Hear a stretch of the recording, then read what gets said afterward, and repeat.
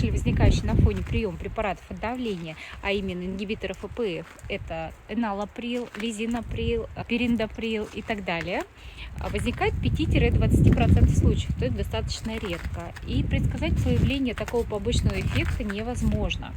Кашель в таком случае будет сухим, не будет при откашливании выделяться мокрота, слизь, и он достаточно такой навязчивый, раздражающий, но переживать не стоит, поскольку ингибиторы АПФ прилы легко заменяются на сортаны. Это препараты лазартан, valsartan, телмисартан, элзилсартан и так далее.